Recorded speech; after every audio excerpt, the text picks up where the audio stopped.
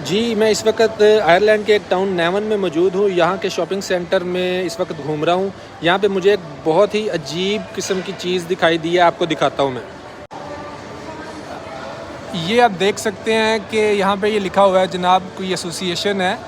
They provide a confidential help and support service for male victims of domestic abuse. ये देखें आप, ये किसी ने बैनर लगाया हुआ है और यहाँ पे देखें 1 in 7 man in Ireland experience domestic abuse. और जो लोग भी यहाँ पे डोमेस्टिक अब्यूज़, ख़ासकर जो बंदे फील कर रहे हैं, उनके लिए इन्होंने ये बैनर लगाया, उनको सपोर्ट प्रोवाइड करते हैं। पाकिस्तान में हमने जनाब चाइल्ड अब्यूज़ सुना था, वुमेन अब्यूज़ सुना था, लेकिन यहाँ की फ़ीमेल्स औरतें इतनी पावरफुल हैं कि वो बंदों का अब्यूज़ कर रही हैं और बंदों के अब्यूज़ को रोकने के लिए यहाँ पे सोसाइटीज़ बनी हुई हैं।